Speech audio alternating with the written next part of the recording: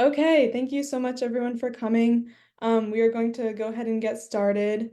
Um, and I'll pass it on to Catherine.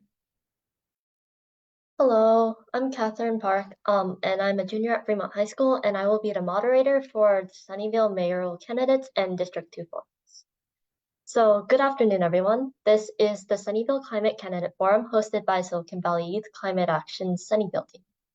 Thank you so much for joining. Silicon Valley Youth Climate Action is a youth-led nonprofit dedicated towards combating climate change and its effects through advocacy and education. This candidate forum will be focusing on sustainability and the climate crisis and the ideas and plans candidates have to support sustainability in Sunnyvale. This virtual event is nonpartisan and all candidates for mayor in districts 2, 4, and 6 were invited to attend. Also, before beginning, this forum would like to acknowledge the global and national devastation of climate change-fueled events such as Hurricane Eileen, but is focused on what we can do to locally implement climate solutions. First off, thank you to our promoting partners, Friends of Stevens Creek Trail, Mothers Out Front, Sunnyvale Urban Forest Advocates, ZeroW.org, Menlo Spark, Sunnyvale Cool, and Actera. I would also like to thank all our Sunnyvale candidates for being here and participating. To set the context for climate action in Sunnyvale, we are showing some graphics from the scoreboard and the updated climate action playbook. On the left is the chart of Sunnyvale's 2022 emissions. As you can see, transportation accounted for the largest sector emission-wise, followed by commercial or industrial gas, then residential gas. On the right is a diagram of Sunnyvale's greenhouse gas emissions in terms of carbon dioxide compared to Sunnyvale and California's 2030 targets. The map above, which was taken from Sunnyvale City website, shows each of the 6 districts in Sunnyvale. In this upcoming election, there are 4 council seats being decided: the mayor and districts 2, 4, and 6. The mayoral candidates appear on every Sunnyvale voter's ballot, and district candidates only appear on ballots in the district for which they are running. So this year, voters in districts 1, 3, and 5 will only vote for mayor, while voters in districts 2, 4, and 6 will vote for mayor and 1 council member according to their district. This evening, we are hosting both mayoral candidates, former Vice Mayor Russ Melton and current Mayor Larry Klein. For the districts, we have 1 candidate from each district participating. For District 2, Jim Davis will be participating and current incumbent Alyssa Cisneros will be unable to attend. In District 4, Charlsie Chang is running unopposed, but will be here to participate. In District 6, there are 3 candidates vying for an open seat. Only 1 candidate, Eileen Lay, is able to join. Richard Lesher and Beverly Blau are the other candidates.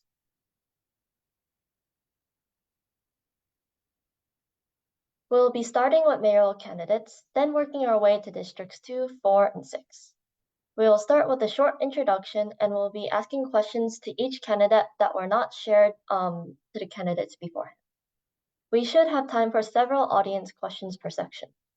Please enter your questions using the Q&A feature during that portion of the forum. Then we will end with a closing statement.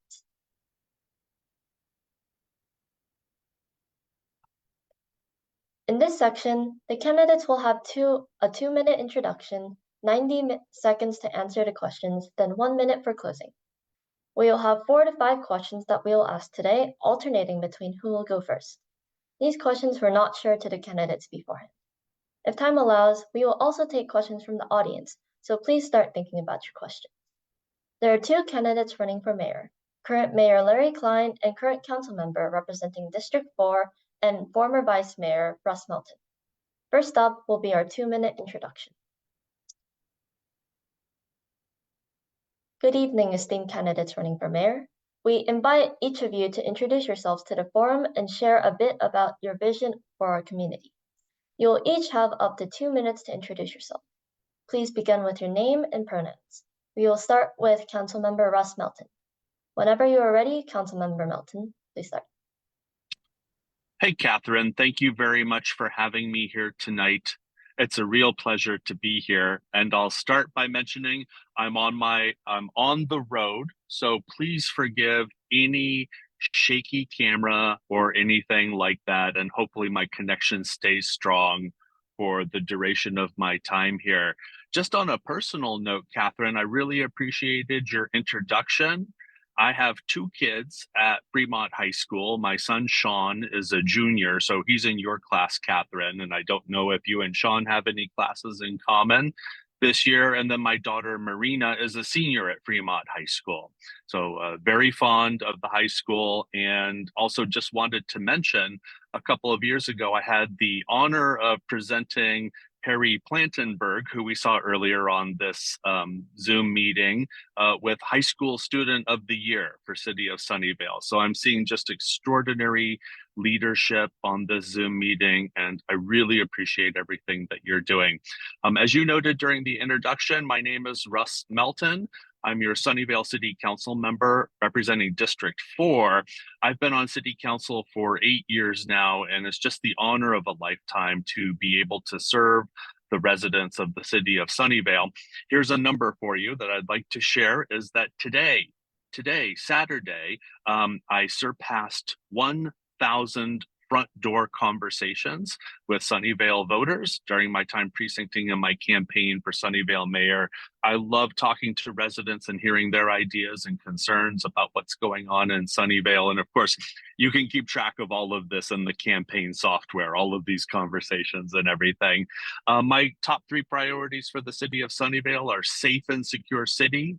Number 2 is fiscal stability. And number 3 is coming to a sensible solution for homelessness that doesn't bust the budget.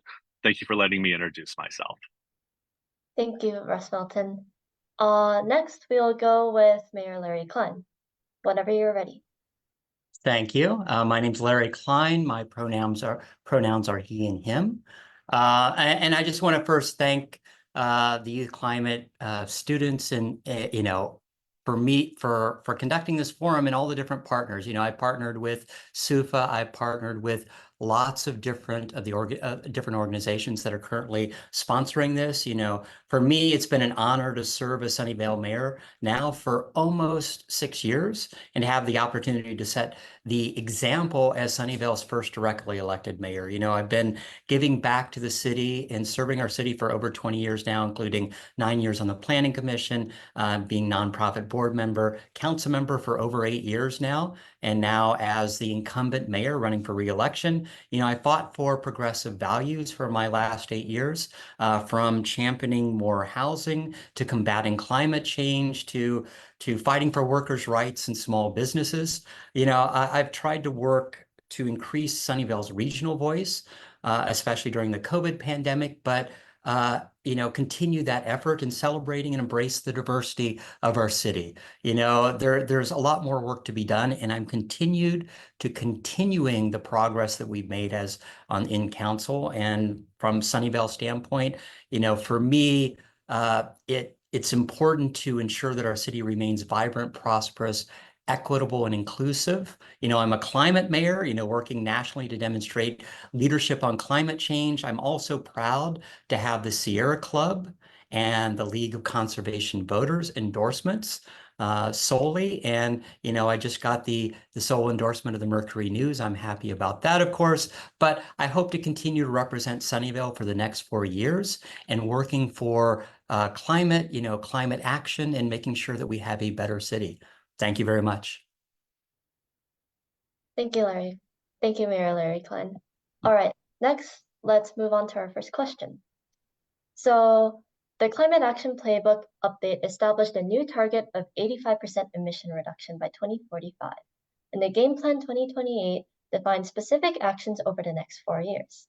What do you see as the mayor's role in ensuring the city is on track and accelerating climate action?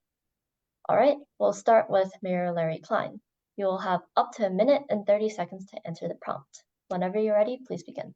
Sure. So focusing on climate action and all of the different plays that the new playbook lays out is critical. You know, from a council standpoint, we made climate action, climate action response a priority from a city standpoint, looking to create more sustainable actions across the city. One of the biggest things, of course, as you said earlier, is transportation. Transportation is our biggest contribution to greenhouse gases. And, I've been a champion to implement our active transportation plan, not just to create safe routes to schools, but get people out of their cars. That to me is a critical feature from that plan, creating an Evelyn Trail, a multi-use trail, extending the Stevens Creek Trail. All those things make it safer for our residents to bike, to walk, to not have to use their cars. And it's also, I've been a champion for a citywide shuttle. That to me is, if we finally been able to get that across the line from a council standpoint. I proposed the study issue. It actually got killed and brought it back, and now we've applied for 2 grants. We have a Peary Park Rides pilot program that is actually starting later this fall, but I'm trying to get a citywide shuttle for our students, for our seniors, and that's the biggest thing, fighting that transportation greenhouse gases. Thank you. Thank you, Mayor Klein. Thank you, Mayor Klein. All right, we'll go on to Councilmember Melton. When you're ready, please begin. Oh, I think you're muted, Councilmember Melton.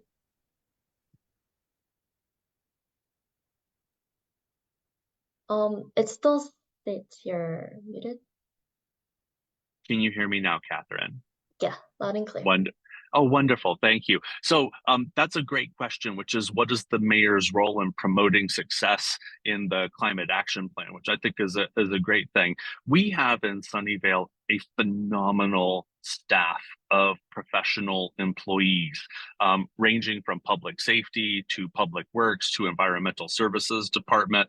And they all work extremely hard. And one of the most important things I think the mayor can do is set the stage where council provides the strategic oversight of what we want to do. And we've done that with the climate action plan. Make sure the resources are in place via budgeting, making sure that we have the right employees, and then frankly, getting out of the way while our community and our city staff get the thing done. So I'm a huge fan of not only the climate action plan, which I'm sure we'll be talking about a little bit more, but also things like our Vision Zero plan, our active transportation plan, and really big questions about how does City Council get out of the way and cheerlead our professional staff while they get things done. A great example of this, I think, is the active transportation plan.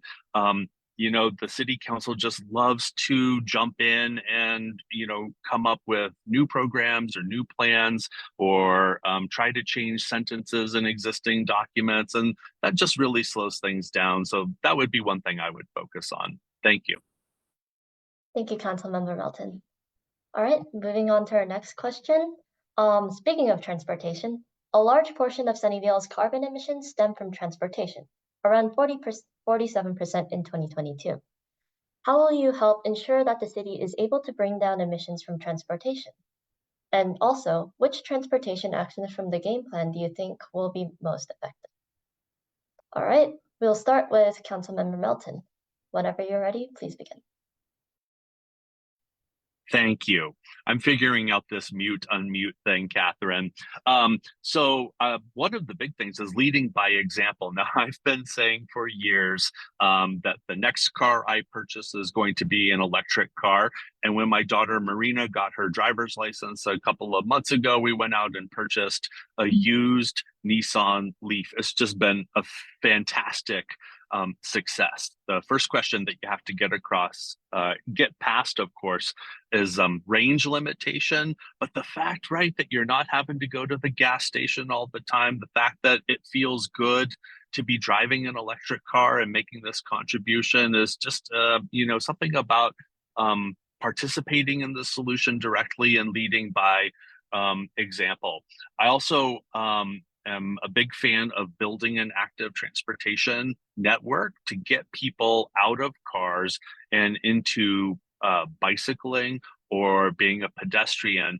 And a lot of that depends on success in our public safety department, making sure that people are able to get where they're going safely. And I've proposed adding a couple of traffic cops to the Department of Public Safety to increase enforcement on our roadways. And I absolutely love the quick build projects that our Public Works Department have been implementing. We've all seen them, the pylons and the tough curbs that have been implemented at a number of intersections and critical corners in the city. Drives a lot of controversy at times, but very interesting project. Thank you. Thank you, Councilmember Melton. All right, Mayor Larry Klein, whenever you're ready. Thank you.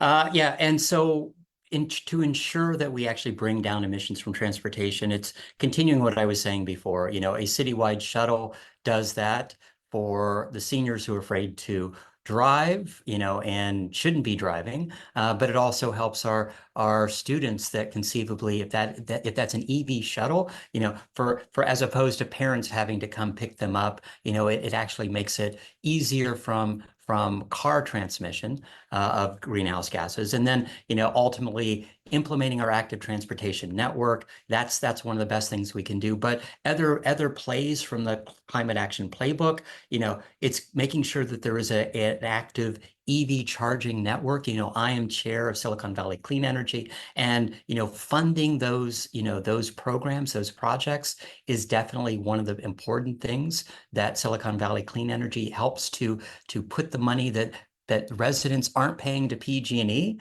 for their horrible costs that they're doing from their rates, and reinvesting it to decarbonize, but also make it possible for EV chargers to be active in our community. And you know, it's like it's having those events the city has of drive electric. That being said, if there's not EV chargers, especially in multifamily developments, they can't drive those. And so it's funding those alternatives to make sure that people get out of their cars as much as possible.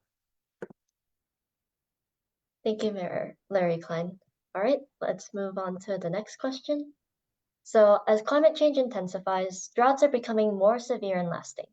What actions will you champion as mayor to make Sunnyvale more drought resilient and increase water conservation? We will start with Mayor Larry Klein. Whenever you're ready, please begin. Absolutely. And one of the things that we did from a city standpoint just Tuesday night was kind of go through our recycled water program. And, you know, ultimately, we are trying to better utilize recycled water as much as possible within the city. I was chosen as a Bloomberg Harvard mayor, you know, 2 years ago. And one of the things that allowed is to have a tiger team, an innovation team within the city to how to better utilize recycled water.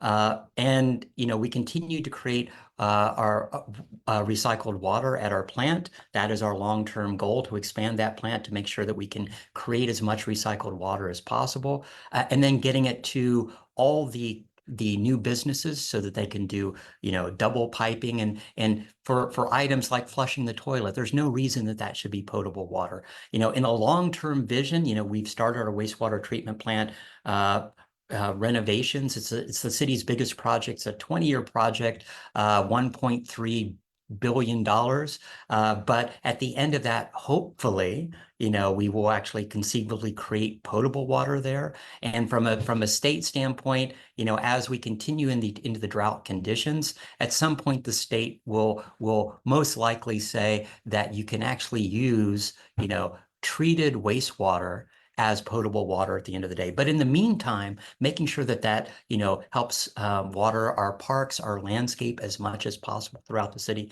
is a priority, and hopefully we can get that done. Thank you. Thank you, Mayor Klein.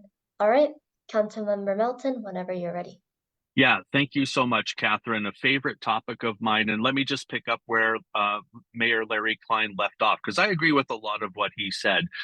You know, for 8 years now, I've been serving on a subcommittee of the Sunnyvale City Council. Me and another council member meet kind of infrequently, to tell the truth, to talk with Valley Water about recycled water. Not very frequently do we meet, but one thing that I've learned is that in Sunnyvale, we have opportunities ourselves to create more recycled water. And I've always believed that the next drought is right around the corner, right? If we're not in a drought today, the next one's right around the corner. So I've been a huge proponent of increasing our capabilities at our sewer treatment plant for more recycled water. As a matter of fact, I don't have the numbers of the plays in the climate action playbook, but I single-handedly asked staff to insert more plays for, we have to increase capability at the sewer treatment plant and update our recycled water master plan, which, as the mayor mentioned, we just did on Tuesday night. This is absolutely huge for the future of Sunnyvale for a couple of reasons. I already mentioned the drought, but number two is it takes time and money and effort and energy to transport water from one location to another. So if we can recycle source material here in Sunnyvale into recycled water, let's do it. Thank you, Councilmember Melton. All right, let's move on to our next question. So given the high environmental cost of natural gas, how would you promote building electrification in the city? We'll start with Councilmember Melton, whenever you're ready.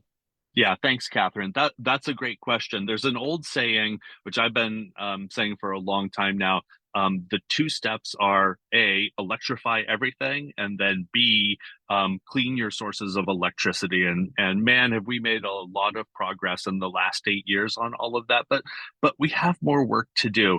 And I think it's been well recognized that the really tricky part is going to be what to do with your existing buildings that already have natural gas piped in. Right. So, major retrofits of single family residential to switch over to all electricity. Look, it was a number of years ago that my old gas water heater at my house conked out. And I made the decision that we were going to go to a heat pump water heater. And it's been a massive success. And we actually even got some financial help from Silicon Valley Clean Energy to do that. One of the benefits of being a Prime Plus customer of Silicon Valley Clean Energy. But that gave me a front row seat to understand it's not easy, right, to have to install the infrastructure in your house to be able to accommodate something like a heat pump water heater. So I think that's going to be the key to victory in going all electric, and how it is that the city can help residents either with programs or measures, some sort of assistance to getting to that point is going to be huge in my opinion. So thank you. Thank you, Councilmember Melton. All right, Mayor Klein, whenever you're ready. Absolutely. And for me, it's first, setting an example from a city standpoint. We are blessed to have opened the nation's first LEED Platinum Net Zero Energy City Hall to show our residents and our developers that you can actually build electric and make it, ultimately pencil out from the long term, because it ultimately will save the city money. And from ending natural gas in our new buildings because of a Berkeley decision, as most of you probably already know, we actually have to go back and change our code to figure out how to make that a requirement. We actually are no longer enforcing it, but that is a priority. I've already been working with staff to make sure that we can have all of our new buildings be electric. That's one of the positive things about being, the chair of the executive committee on Silicon Valley Clean Energy. They're reinvesting to decarbonize as much of the community as possible.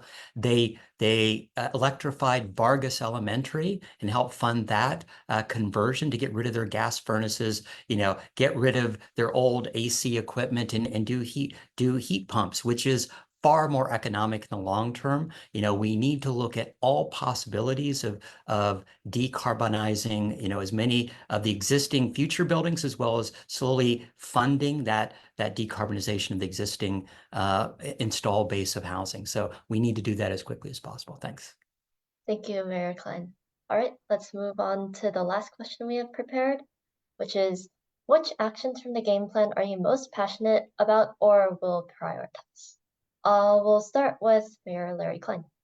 Sure. So to me, the biggest thing is citywide shuttle, because it's not just because it's good for the environment. It's good for the residents who need to be safer in our community. It's good for, seniors, as I said, who are afraid to drive at night, for students who can't take, after school programs right now because the VTA bus service ends at, 6 o'clock. And to me, that's the critical thing is, that to me is the biggest win. You look in the back, you look backward, and when I was part of the initial climate action playbook, and from that efforts, that's where Silicon Valley Clean Energy came from. That ended up from a city standpoint being one of our biggest one of the lowest hanging fruit to meet our climate action goals. And so, as we're going forward, there's lots of things of, planting trees, trying to make sure that we have a greener Sunnyvale from installation of trees to EV chargers, making it easier for people to go electric as much as possible. And then, of course, implementing our active transportation plan. All those are critical, but I think, a citywide shuttle has the biggest bang for the buck for multiple reasons in the short term. So looking forward to that going forward. Right. Thank you, Mayor Klein. Councilmember Melton, when you're ready. Yeah, thanks, Catherine. Hey, before I tackle the question, I just want to throw out a reminder while we're still on the Zoom here. Everybody here should please vote yes on Measure E. That is the library bond measure. And I'm real proud to have insisted in our deliberations that the library we're going to build is going to be all electric. It's going to be LEED Platinum. And I take my cue from former council member Tara Martin-Milius, who I think is on the Zoom meeting here right now. Tara, I remember you insisted the same thing for our city hall and got that across the finish line. So I just wanted to say that. I've already said some of the major things I think about with regards to the climate action plan. Number one, recycled water. Number two, let's get the active transportation plan across the finish line. And I'll just reiterate, we need to take a stance at city council where we stop arguing about what's in the active transportation plan, all the projects that need to be done. Stop arguing about the contents of the plan to allow our mighty and powerful public works department to actually implement the active transportation plan. And then I concur with Larry about a citywide shuttle. The twist that I'll add on to that is I think the Fremont Union High School District absolutely has to participate financially in success of that program. Thank you. Thank you, Councilmember Melton. All right. That is the end of the questions we have prepared for today. In terms of audience questions, we'll wait around a minute in case anyone else wants to ask any questions.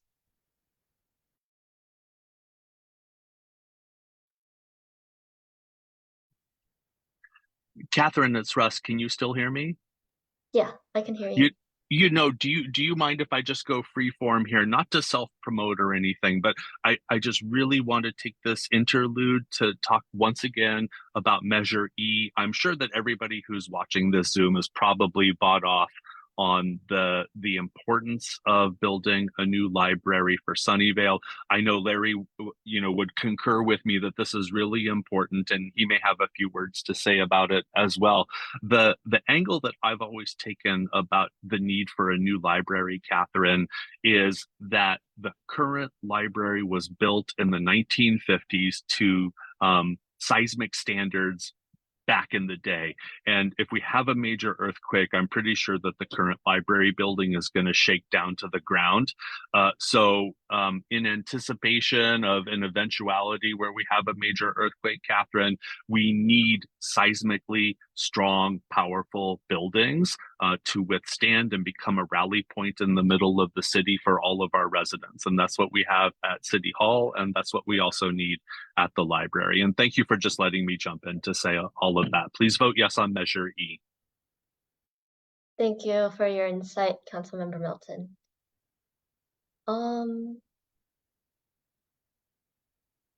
Yeah. All right. I guess the time to submit any additional question has ended. So we'll move on to the mayoral candidate closing statements. So on the screen are showed the candidate websites to learn more about each candidate. And we will now invite each person to make a closing statement. So Councilmember Russ Melton, please go ahead. Hey, thank you, Catherine. It's been great to be here. Really appreciate the leadership to get this Zoom meeting set up and put forward.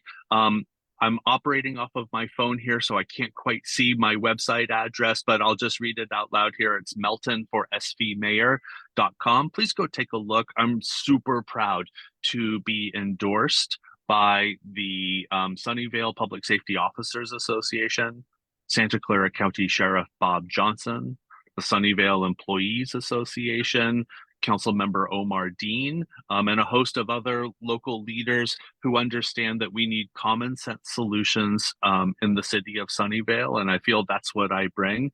And as I've said, my top 3 priorities are safe and secure Sunnyvale, fiscal stability, and getting to a sensible solution for the homeless issue in Sunnyvale without busting the budget. Please vote for me, and it's an honor to serve Sunnyvale. Thanks again, Catherine. Thank you, Councilmember Melton. Before we begin Mayor Klein's closing statement, would you also like to make any additional comments before the closing statement, such that Mr. Melton did? And I thank you for that. I'll second what Russ said about, the library. It was built in 1960. It's been, so we'll say yes.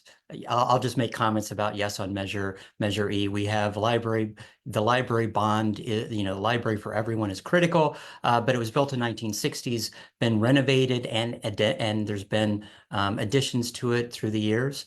And I won't need the full time, thank you. There's been additions to it through the years. For me, the biggest thing is, it's time to renovate that. The needs of a library have changed in the last 65 years that first library was designed and built. And, ultimately, we need more youth space. We need more, early learning space. And from a diversity of the city standpoint, we don't have enough room for the collections because, you look at the diversity of languages and needs within the community, those aren't being met by our current library. So, I think it's important that from a city standpoint that everyone understands that a new main library is a critical addition to the operation and to the needs of the community. And I look forward to that passing in November. So yes on E, and please pass that on to everyone. Thank you. Thank you, Mayor Klein. Would you also like to do a closing statement? Absolutely. Thank you, Catherine. Thanks for the opportunity to speak today. I'm honored to have a chance to talk about my vision and a vision for a better future. The role of mayor is about being a leader, setting an example for the city, and collaborating with the community. Our city stands at a crucial crossroads where the decisions that we're making now will shape the future for generations to come. My vision is a city where economic growth and environmental stewardship go hand in hand, creating a sustainable and resilient community. My track record speaks for itself. I have consistently advocated for clean energy alternatives, reducing our carbon footprint and improving our environment. I've championed public and active transportation projects. My vision is a future where our city leads by example, showing how urban life and nature can coexist in balance. Please take a look at my endorsements, my long list of federal, state, city, and city endorsements. Thank you very much. Thank you so much, Mayor Klein. All right, moving on, we'll take a short break until our next section, which will be District 2 candidates.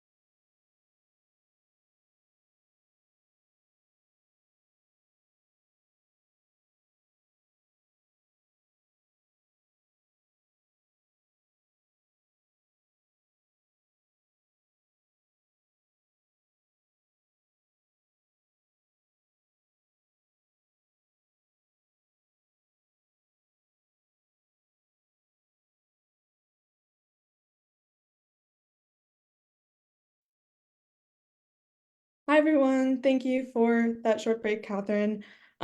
We are actually, Jim Davis was not able to show. So we will be moving on to the District 4 candidates. Charlsie Chang, is that okay with you? Yes. Awesome. So Sanjita, do you want to move the slides?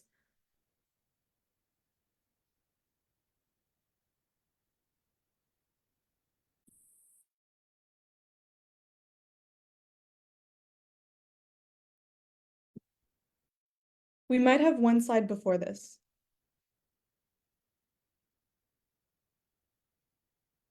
Yes, okay. And then I'll pass it on to Sufi. Oh, yes, I will pass it on to Sufi. Thank you, everyone. Hello everyone, my name is Sufi Kathane and I'm a sophomore at Homestead High School, and I'll be the moderators for both District 4 and District 6. District 4 is located in the southwestern part of Sunnyvale, and it is known for its residential neighborhoods, local parks like Ponderosa Park, and also its diverse community. It is close to major roads like El Camino Real, making it a vibrant area with a mix of businesses and homes. We've kept these unique features in mind while crafting the questions that will be most relevant to District 4, ensuring to resonate with the concerns of the residents of this area. For today's forum, the District 4 candidate will have 2-minute introductions, 2 minutes to answer each question, and a 2-minute closing statement. We will have 5 questions prepared, and there should be time for several audience questions. So if anyone has any questions, please just type them in Q&A anytime.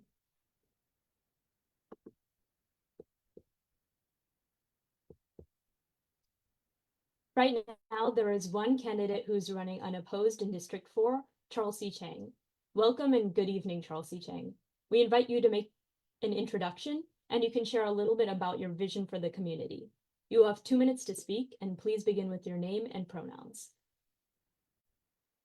Great, thank you. And thanks for having me today and for your advocacy and for everything that you do. My name is Charlsie Chang. I'm running for Sunnyvale City Council for District 4. I use she, her pronouns. And I have worked in different levels of government, including a community choice aggregator at the County Board of Supervisors for Supervisor Joe Smidian in the state legislature, and now in public transportation. So I'm a big environmental advocate. It's a big passion of mine, and I'm really excited to be able to run and bring that experience to the city of Sunnyvale to continue the important work that Sunnyvale has already been doing, and to build on that, on top of that work. I'm currently a Board of Library trustee, and I'm really excited to be here today. So I'm excited to start into the questions if you want to just go ahead.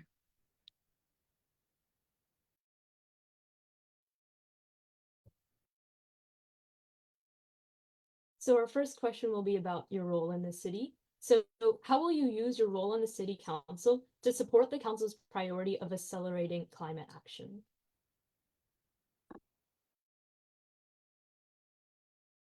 Yeah, so I'm excited to start work on the climate action plan. There's a lot of opportunity already for where we can begin. As I mentioned, I worked in public transportation, so we were really excited to have Caltrain electrification kind of launch last weekend. But there's still a lot more we can do within the city. You know, as the mayor's race previously mentioned, the highest amount of GHG still comes from transportation. So really wanting to implement the active transportation plan, supporting those efforts, and we really need to reduce vehicle miles traveled, and really having to build out the infrastructure where it's possible for people to make other decisions, to be able to choose the ability to get out of their cars and either walk or bike, or help implement the city shuttle so people can get to where they want to go without having to drive. But there's a lot of things that we have to do too for people who might have to drive because, you know, they might not be able to walk, or they might not be able to bike. And there's still a lot we need to do for infrastructure. So I drive an electric car, but I don't have the ability to charge at home. And a lot of the chargers within the city, they aren't working frequently or down. There's a lot we need to tackle for helping our Department of Public Safety tackling copper wire, the wiring in the electric chargers being stolen. So really helping bolster that effort as well. There's a lot of opportunity too with Silicon Valley Clean Energy and changing out a lot of the older buildings to newer electric infrastructure. And there's a lot of opportunity too for solar plus storage for people when they move to electric infrastructure so that they can use their own power and decrease their reliance on having to pull power from the grid, especially during, you know, the peak hours of 5 to 9 p.m. to support, relieve the duck curve.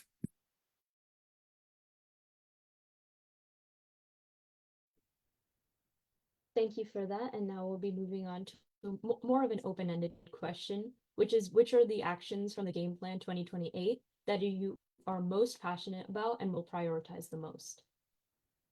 Yeah, for me, it's transportation. I work in the public transportation space. So I work at Samtrans and the Transportation Authority side, and we also oversee Caltrain. So for me, a lot of it is, oh, sorry. I think, did the question change? Oh yeah, Oh. so if you can go to the other slide. Perfect. Okay, sorry.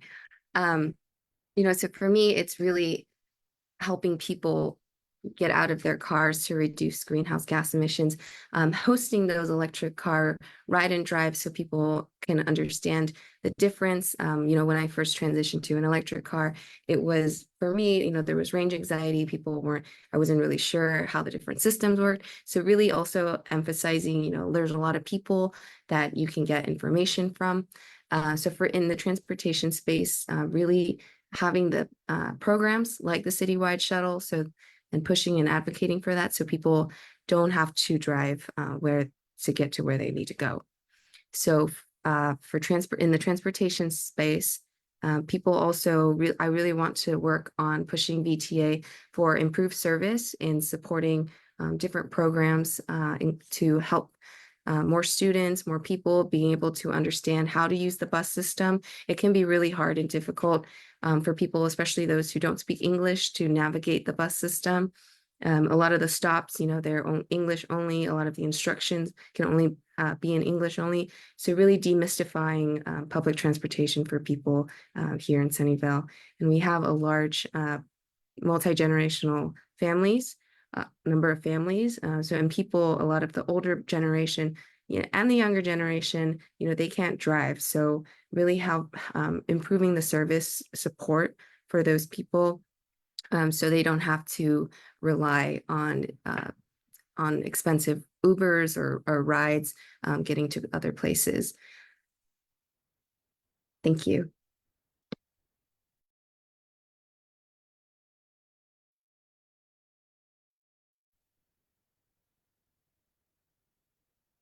Moving on, you have mentioned in the past that increasing access to open space parks are one of your top priorities.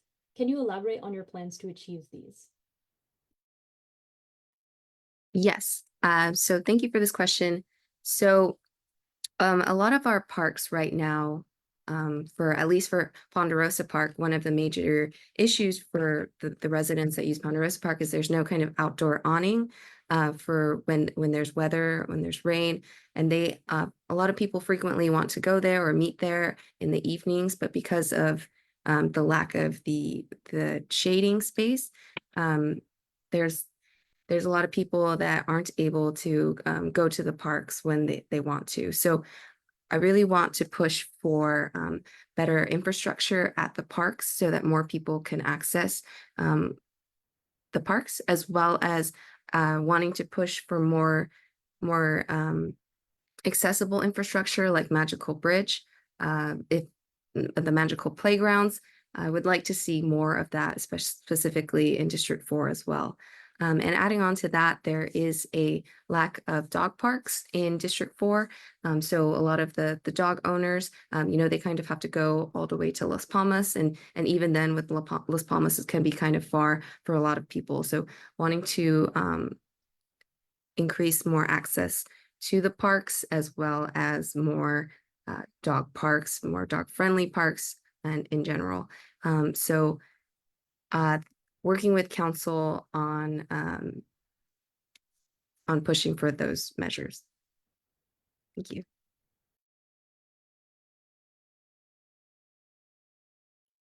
In your role as a public affairs associate at Peninsula Clean Energy, what have your most significant achievements been, and how do you plan to bring that expertise to your role on the city council? What I'm most proud of at Peninsula Clean Energy is a program I push for emergency backup power for people with medical devices like oxygen tanks. So instead of having to use diesel generators as backup power for people who have to depend on these life-saving equipment, we actually developed a program where we give out battery backup, electric battery backups to people who are on PG&E's medical baseline, which if you don't know medical baseline, it's a discount program for people who have medical needs and require more electricity for those medical needs. So that's one program I'm really proud of.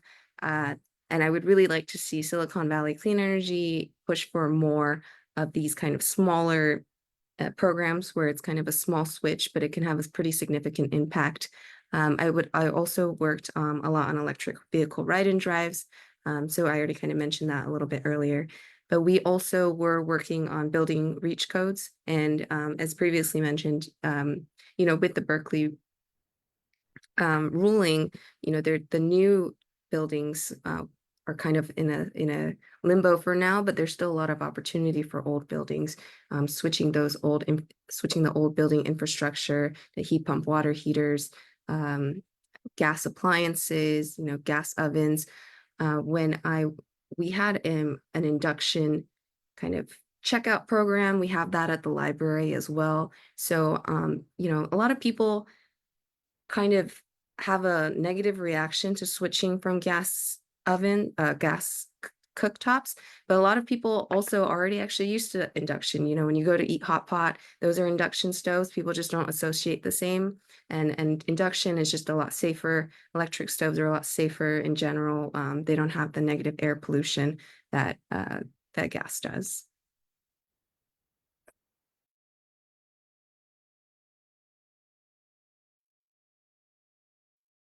And for our last plan question, safe routes to school and Vision Zero are critical bike safety measures.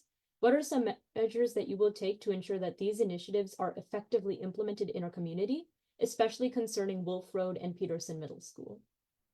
Yeah, thanks for this question. These are really specific.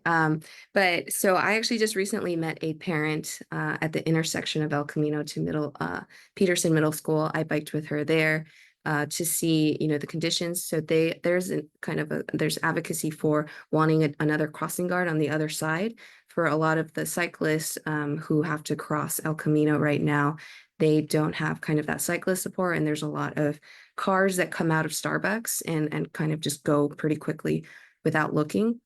And I think it's really important, and it kind of goes into, I saw Tim's question, for us to experience these situations ourselves to see how unsafe it can be, especially for our students. And for us who are more experienced and we already know kind of the rules of the road, this is even harder for our students.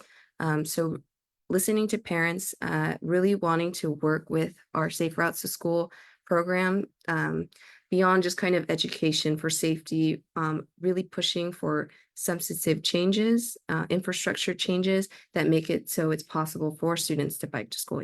Growing up, I biked to school, and I would usually avoid major intersections, but for Peterson Middle School, there's a lot of students who can't avoid the intersection. They have to cross. So working with our parents, working with our community to make pushing for those changes. And for District 4, it's an interesting area because it's in Santa Clara Unified, so it's a little bit different than the rest of the city. But for crossing guards and for Safe Routes to School, a lot of that is still run through the city. So working with our different city partners to pushing for those changes. Thank you.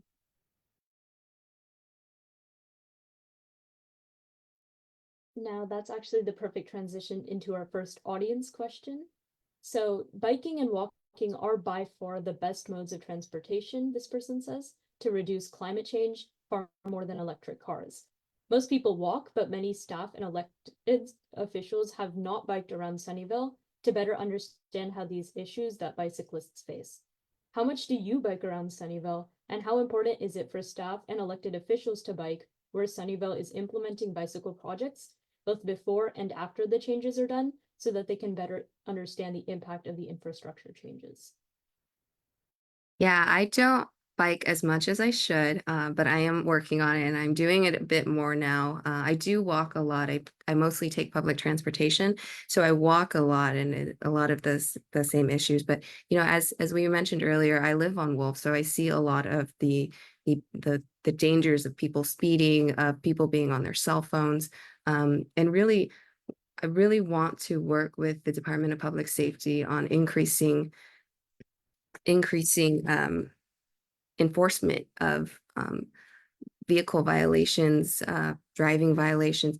You know, when people are driving, they're not recognizing they're in 3,000, 4,000 pound vehicles, and someone who's biking is it's very dangerous for them in comparison. And there's people who might not follow all the rules for biking properly, but there's also there's a number of drivers who also don't follow the rules. So I think it is important that we do our best to bike when we can, but I also want to recognize, a lot of people might not physically be able to bike too. So for me, who's someone younger and healthier, I can. So I should and I will be biking more to more events, to city council meetings, just to really recognize what regular people are experiencing in their day to day.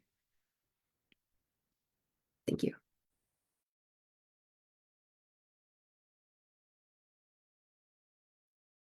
Oh, I can keep going. It's okay. Switching to a slightly different note from biking to EVs, an anonymous attendee wanted to ask that moving electric vehicles can be challenging if you live in an older multifamily building, like a condo or an apartment, to get the infrastructure changed. What support can the city council provide to initiate the conversion?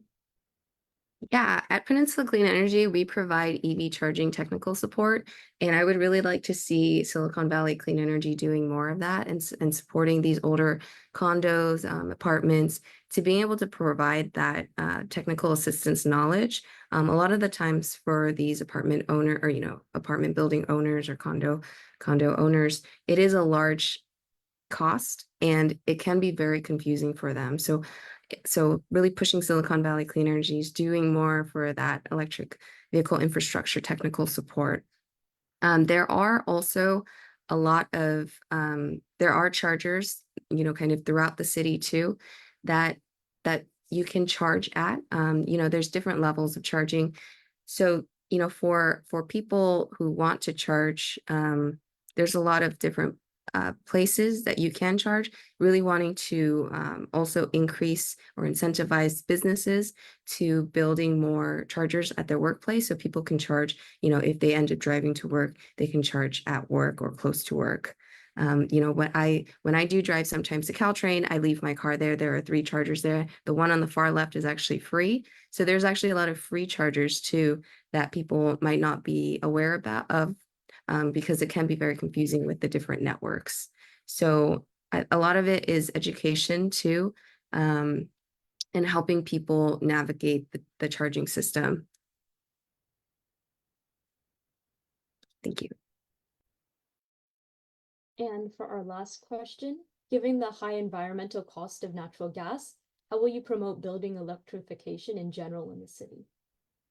Yeah, when I went to grad school, I was in Beijing, and that was kind of when I really recognized how bad air quality can be.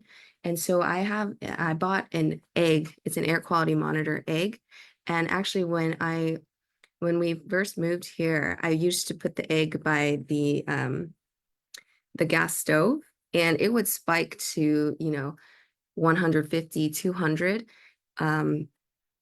Just with the stove on. And I think people recognize, that people think that for cooking, gas appliances they think that there's a better taste or there's lingering feelings about gas, but a lot of people aren't aware of the detrimental health impacts. If I'm just turning the stove on and it's the air quality is almost equivalent to when we were having the wildfires, then really for a lot of people, I grew up with asthma. So for people with children, recognizing the health impacts, how detrimental it can be, especially for kids that are, growing up and developing still. So some of that is going to be education, working with I would really like to work with our sustainability commission too, to provide that information to residents, really promoting the induction stovetop that you can check out at the library. But in general too, just that overall, there's so much opportunity with solar and storage when you go to electric buildings. That can actually decrease the costs overall if you're able to store that energy and use it later. And it's also beneficial during public safety power shutoffs or blackouts. So I think just really emphasizing that it's not a negative change. It's actually, there's a lot of opportunity too. Thank you, and that concludes all the questions for District 4. Thank you. Moving on, shown on the screen is the campaign website. We now invite you to make a closing statement. Please go ahead. So thanks again for having me. My name is Charlsie. I'm running for Sunnyvale City Council District 4. I hope to earn your vote. I'm really excited to start tackling all these really critical issues, and I can't wait to get started on day one. So thank you again for having me. Thank you and all the best for participating in this forum. We will now transition to District 6. District 6 is located in the northern part of Sunnyvale, home to Moffett Park, residential areas, and it also includes Valens Park and the Sunnyvale Golf Course. Sunnyvale Shoreline is also a part of this district. We've kept these characteristics in mind when creating our questions for District 6. There are 3 candidates for City Council in District 6, Eileen Laut, Beverly Blau, and Richard Lusher, but only one was able to attend this forum. We welcome Eileen Lay to join us today. There will be up to 2 minutes for an introduction and closing statement, and 2 minutes to answer each questions. We have prepared some questions, and then we should have some time to take some more questions from the audience. Please enter your questions in the Q&A. Good evening, I'm Eileen Lay, running for District 6. We invite you to introduce yourself to the forum. Please share a bit about your vision for the community, and you will have 2 minutes to speak. Please begin with your name and your pronouns. Hi, my name is Eileen Lay. I'm running for Sunnyvale City Council in District 6. I use she, her pronouns. In Vietnamese, that is J. I am a current Sunnyvale School Board trustee. I've served on the Sunnyvale School Board for 2 years now, where I feel like we've been doing good work for our students, and we've been, sorry, I got distracted because that finger on the bottom pressed subscribe, and I was like, that's odd. Okay. Including expanding our transportation plan to cover school busing for more kids, getting kids to school in a more environmentally friendly way. District 6 is it's at the far northern end of the city. I live as far north as you can currently go without moving into a Google building. And there's lots of changes coming up here in the next few years. We have Moffett Park, which is going to be roughly half of a Cupertino, which is a lot of houses coming in. We need a strong council member from the dais who's able to talk about the issues that the residents here face and that the residents coming in are going to have to deal with. One of the problems with District 6 is that we live in a food desert. There's not a lot of grocery stores up here. So if you want to go grocery shopping at a comprehensive grocery store, you're going to have to drive at least across 101 and down to southern Sunnyvale, or you're going to have to go on to 101 and go down to Whole Foods or something that's off the freeway. That's one of the things that I want to address, some of those vehicle miles that are being used when they maybe don't need to be used. Maybe we can have that walkable, livable community that we say that we aspire to up here in District 6. Thank you.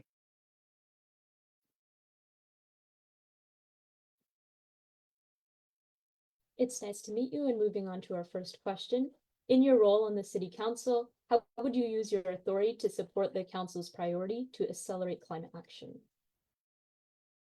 Sure. So one of the things that I think everyone's talked about is the shuttle, the VIA shuttle, or the Silicon Valley Hopper that currently operates in Cupertino and Santa Clara. And once we have that, once Sunnyvale has that, that's going to be a network of shuttles that connects those 3 cities that you can move anywhere between Sunnyvale Santa Clara and Cupertino for, I think it's $1.75.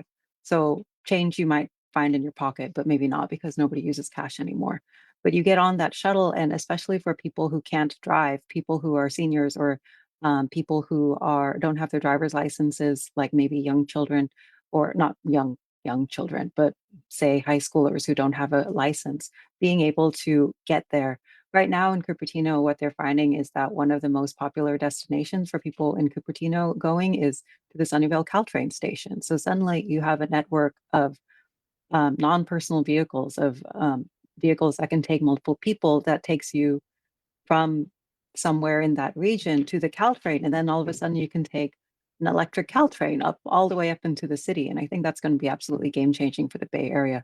I also am really excited about promoting the active transportation plan. Right now in our climate action playbook, there is one line in about the active transportation plan, and it says, I'm pretty sure it just says, make progress on the active transportation plan, which sounds great. We should do that. But I feel like that needs to be fleshed out a little bit. Um, Otherwise, I think the city in general does a good job. We have, the first LEED certified city hall in the country, which is great. And I think that really shows the city trying to lead, trying to show people that this is something that we can do, showing people and developers that this is something that's doable, that this is something that we can aspire to as a city and the region. Thank you.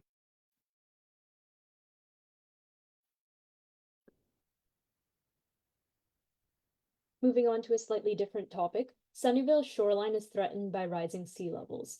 How do you plan to work with local agencies and governments to reach a solution?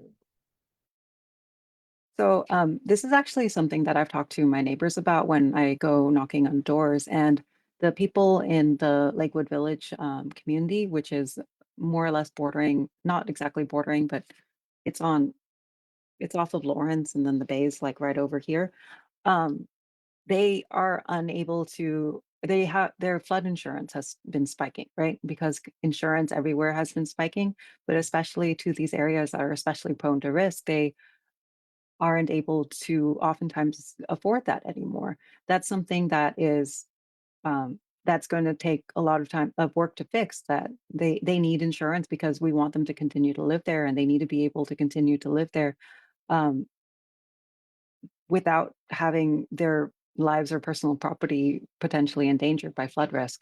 So as far as what we can do, I think we need to, first of all, work with the state to work on some of these insurance solutions to make sure that people currently living there are able to continue to live there. And I also think we need to develop some thorough evacuation plans. Like, if there's something was to happen, we need to be able to make sure that people in District 6 and also the offices in District 6 are able to um, evacuate, get out safely. We see wildfires, and we've seen a lot of evacuations from those, but I worry that flooding, and especially with climate change potentially accelerating, isn't something that we in the region are adequately prepared for.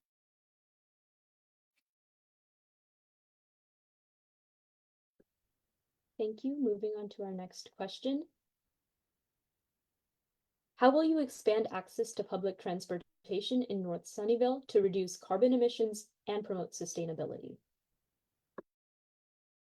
So we've talked a lot about the shuttle. Everyone loves the shuttle. I love the shuttle too. I think it's going to be great. I also really want to work with VTA to talk about expanding VTA bus transit into in my district. This is kind of nitty gritty, but into the Fairwood side of Lakewood Village, because right now you have Lawrence, and then if you live on the other side of Lawrence, on the east side of Lawrence, you have to cross Lawrence to get to a VTA stop.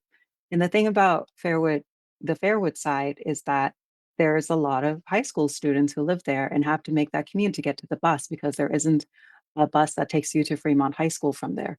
So if you already have to walk half a mile to get to the bus that you're going to take to your high school, why wouldn't you just drive?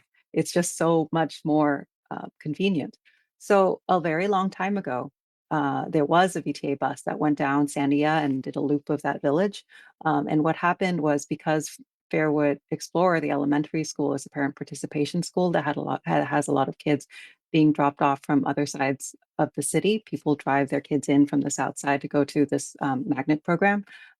Parents were complaining so much that the VTA stopped service there for a while because the timing didn't work out because elementary school kids had to be there at the same time as high school kids, basically. But now that high school starts later, I think we need to reopen this conversation and really add that bus service, because it's not just high schoolers who can't make it across Lawrence. There's people who have mobility challenges or have other challenges that are going to opt for the easiest solution here. Not everyone can walk half a mile. Not everyone can bike half a mile. And I think having that ability to get on the bus, even if we have the shuttle, even before the shuttle, in addition to the shuttle, I think that's going to be game changing for this area.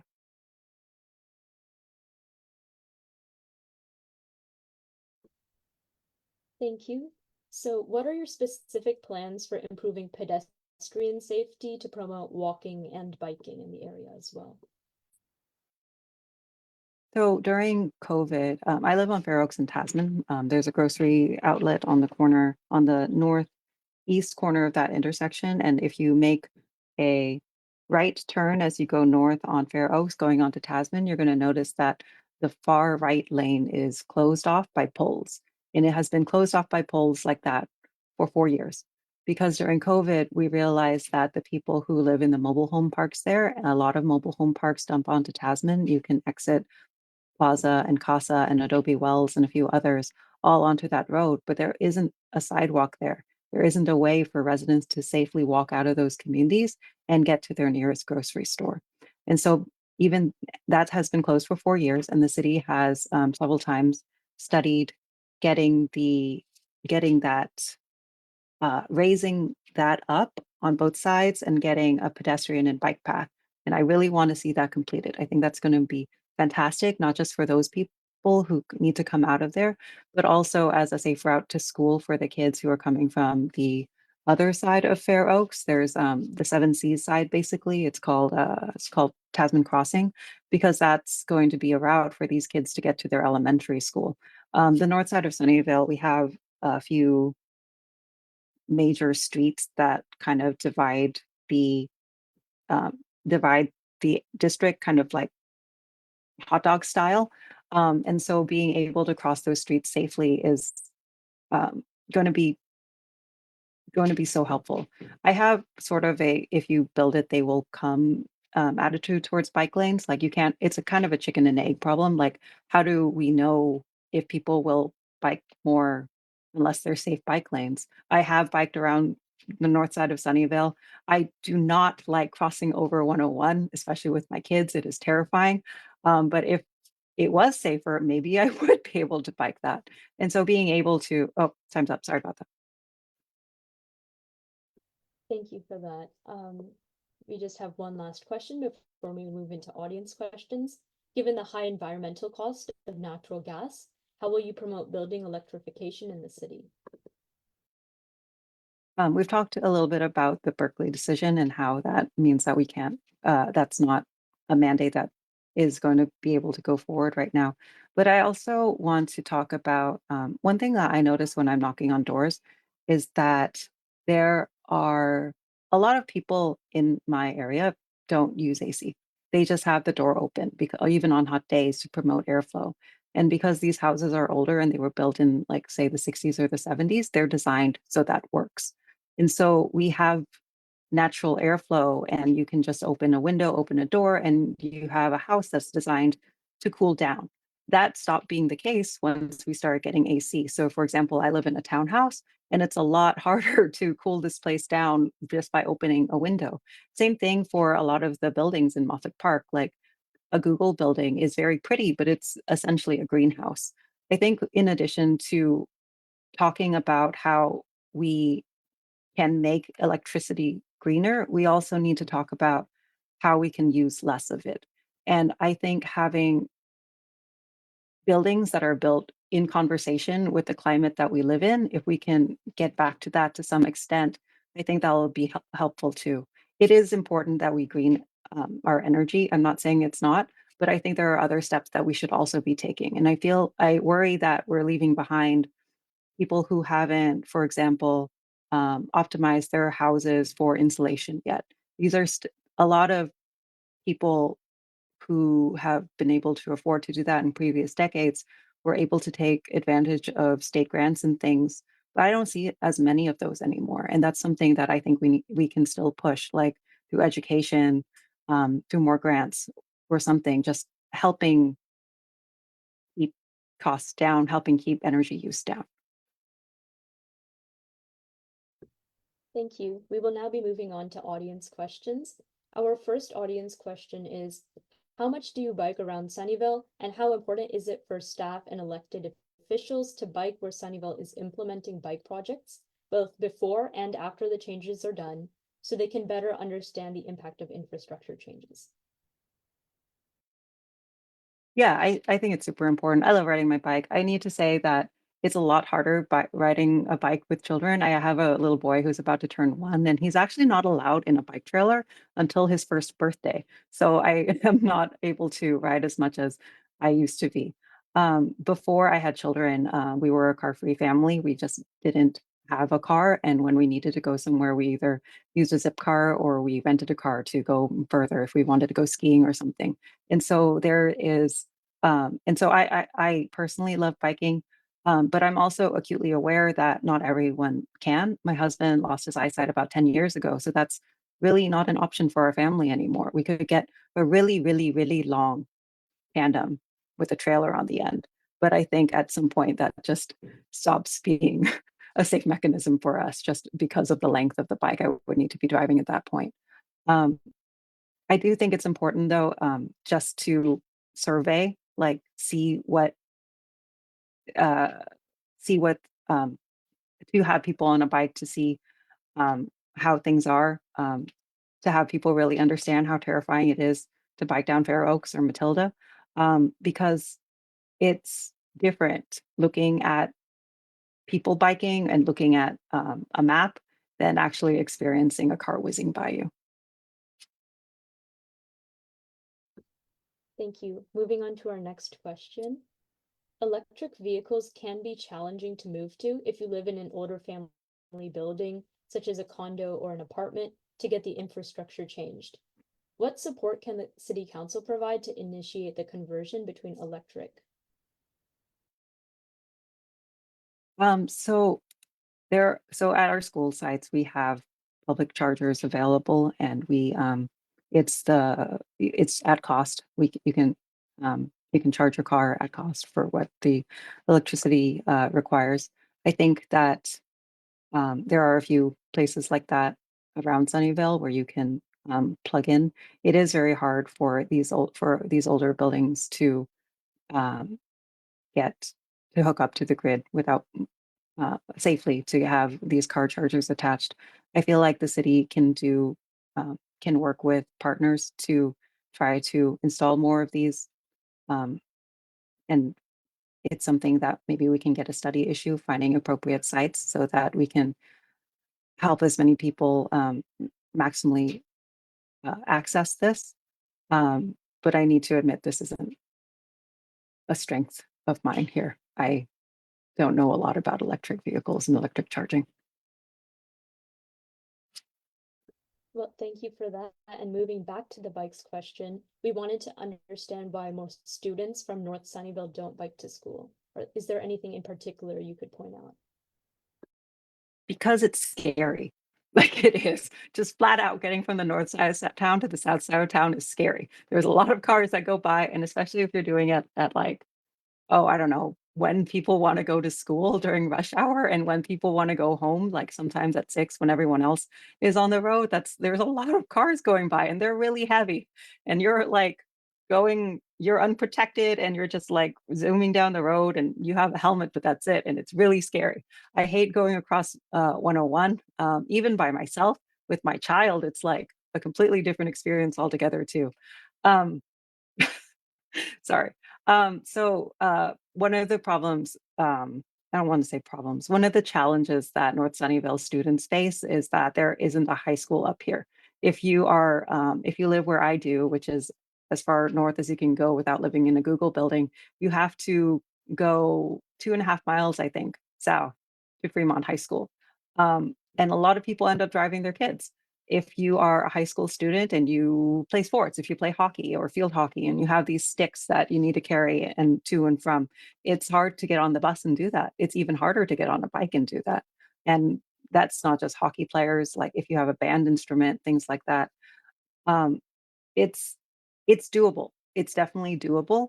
And I think having safer and quieter bike lanes or better bike access, I think the mayor has talked before about creating a potential East Channel trail that would link North and South Sunnyvale, and that would be fantastic. And that's something I think we need to be working with the water district with, because that's their area. And I think that would be great. But as it is, it's really scary. That's why. Another question we have is, what are some specific green infrastructure projects that you would like to prioritize to enhance climate resilience? I think the big one that's top of mind for me is finishing that the raised bike and pedestrian lane on Tasman. I think that's an important one, and it's going to cut down on a lot of vehicular miles. As far as other green infrastructure projects, I think it's important that as we build our civic center, we keep having having a library that is that library and the one that's coming in Lakewood Branch, having those be green, platinum, or gold certified. We are doing a lot of work for our water treatment plant. There's a $1 billion investment going in there to have our water, so that the water that people drink and use in the city is going to be better. I don't have other specifics. I can't think of other specific infrastructure ideas. No. Thank you, Eileen Lay. And moving on to our next slide.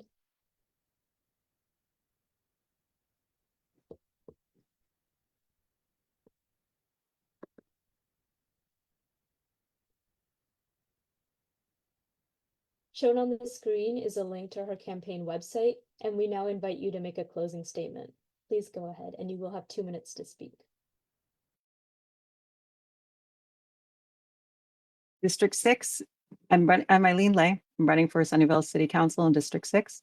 District 6 is very, very interesting because we have 2 Title I eligible schools here. That means that 40% of our families or more qualify for free or reduced lunch. And we also have really, really cool, high-tech, shiny chrome Google buildings. And it will throw you off just driving from one side of the city to the other and seeing the disparities here. I think that District 6 is also Sunnyvale's a really great example of how livable and walkable Sunnyvale can be, if and only if you work for Google.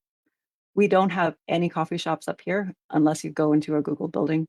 We don't we have 2 grocery stores, and sometimes I wonder if it would be faster for me to like apply and work at Google so I can just go into their micro kitchens and grab a banana rather than going somewhere significantly farther. I want to make that access for my neighbors, having restaurants, having cafes, having places to go. I want to make my neighbors able to do that just like a Googler.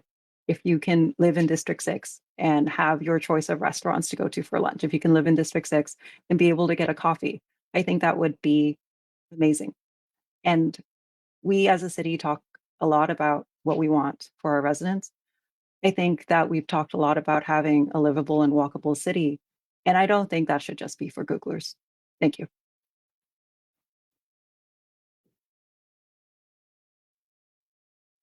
Thank you, Eileen Lay, for participating in this forum. We now transition to the voting information. The November 5th election is just 5.5 weeks away. Ballots will be mailed to all registered voters at the beginning of the week, October 6th.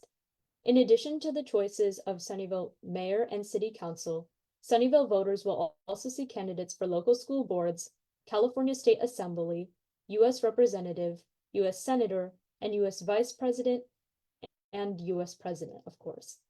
There will also be local ballot measures and 10 state ballot measures. Please make your voting plan and participate in the decision-making process. You can either complete and mail your ballot anytime on or before November 5th, or you can take it to a conveniently located drop box so you can vote in person at one of the 6 Sunnyvale locations, including Columbia Middle School, Sunnyvale Middle School, Fair Oaks Park, and the Sunnyvale Community Center, Braley Park, and Washington Park. Once again, thank you to all the candidates for sharing your positions on these critical topics. Thank you again to our promotional partners and to everyone who attended. Please vote by or on November 5th. This concludes our Sunnyvale Climate Candidate Forum, organized by the Sunnyvale team of Silicon Valley Youth Climate Action. We hope you've had a great evening, and thank you for joining us.